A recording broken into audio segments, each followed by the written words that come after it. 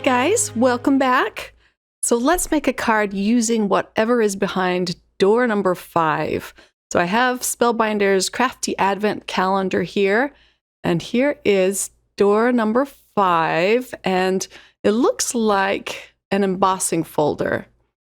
Let me pull out my scissors just to help me pull this out. They have them stuck so well inside these boxes. And there we go. Oh, and this one is a long embossing folder. This does peel all the way back, it looks like. That probably would have helped my cause a little bit. Okay, so I'm going to use some mirror cardstock. I have some green and some red, and I wasn't sure which one I wanted to use. So I'm going to cut them down a little bit so they fit inside my little mini embossing folder. I'm going to cut this down to 5.5 by 1 3/4. And it is mirrored on both sides. I just love this stuff. It's kind of new to the shop. Okay, so let's emboss both of these. It just will fit perfectly inside the little embossing folder. And then I'm going to take this off camera and run it through my Platinum 6 machine. Okay, and here they both are. Wow, those stripes, those diagonal stripes really show up well on this mirror cardstock. This is going to be a really fun accent to put on a card front.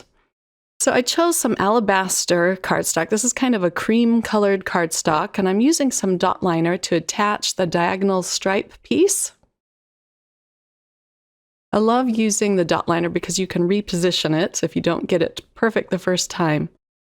So this is going to be a Christmas card, and so I'm using the Holiday Blooms die set. I cut out the poinsettias with more of the alabaster cardstock, and I'm using some fern cardstock for the green leaves. I'll attach 3 of these to the poinsettia, and this has some really pretty etched details on these dies. This was a pretty fast card to put together, but it does need a sentiment. So I'm going to put this in my Mini Misty and pull out a sentiment set. This set comes from the Holiday Quotes stamp set. I just chose the one that says Merry Christmas. There's some really pretty sentiments in this set, and a lot of them you could put on the insides of your cards too. I popped up my poinsettia with lots of foam squares, and I'll position that at the bottom of this card. Now I have to figure out what to put in the center of this poinsettia. And I chose some red pearls. These match really well with the red mirror cardstock. These are the rouge ones. And then I'll put 2 more around the sentiment. And I really like that they have different sizes on these. I'll attach this to a top folding card base.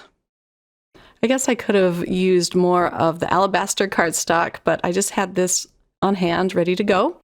And here's a close-up look at the finished card. That's such a pretty embossed stripe down the side of the card.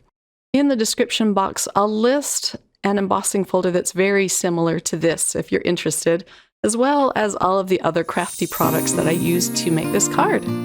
Thanks for watching, everyone. Have a wonderful crafty day. Bye.